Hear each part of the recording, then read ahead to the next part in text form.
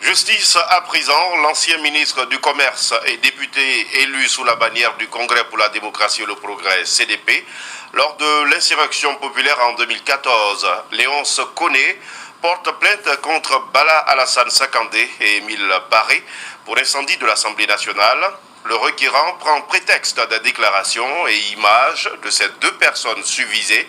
Bala Alassane Sakandé fait partie des 75 démissionnaires du CDP de janvier 2014, tandis que Dr Émile Paré a dissous son parti, le Mouvement du Peuple pour le Socialisme, parti fédéral, MPS parti fédéral, pour rejoindre le MPP en mars 2014. Les détails avec Yaya Diomandi.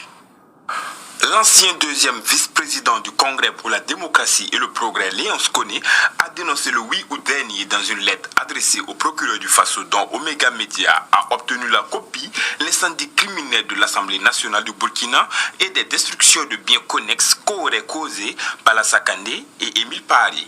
Le jeudi 30 octobre 2014, divers locaux de l'Assemblée nationale du Burkina ont été saccagés, pillés et incendiés dans un mouvement dit insurrectionnel dont M.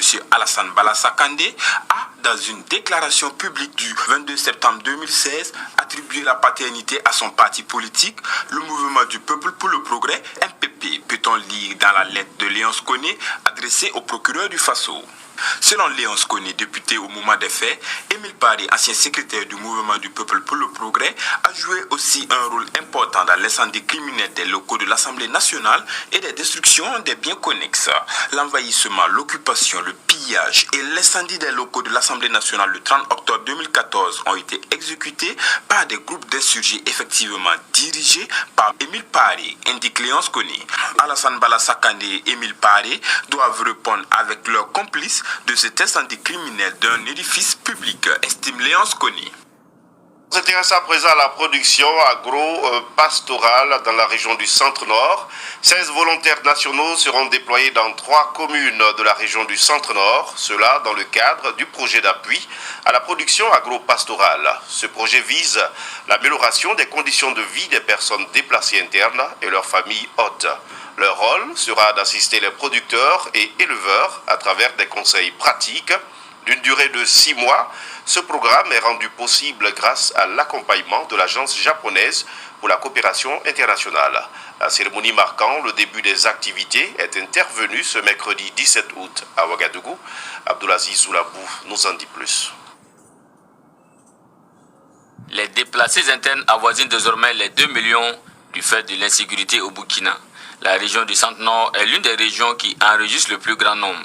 L'objectif poursuivi à travers ce projet est le renforcement des capacités de 360 producteurs en production fourragère et la mise à la disposition de personnes ciblées de 24 noyaux de petits ruminants reproducteurs. Les communes de Kaya, de Boussouma et de Korsimoro sont les zones d'intervention de ce projet. Ces volontaires vont être comme des agents techniques aux côtés du ministère de l'Agriculture, qui eux sont déjà sur le terrain, mais constater le nombre ne peut pas être suffisant en termes de fonctionnaires sur le terrain. Donc eux ils sont encadrés par les services techniques de l'agriculture, qui eux à leur tour sont dans les champs avec également les producteurs, pour s'assurer qu'ils pratiquent bien les consignes, pour s'assurer qu'ils vont réussir leur mission. Toutes les dispositions sont prises pour la réussite de cette activité, a encouragé le secrétaire général de l'agriculture. Et à la direction régionale de l'agriculture qui assure véritablement la mise en œuvre de ce projet à travers la direction provinciale, et du niveau de la direction provinciale, il y a les chefs de zone d'appui technique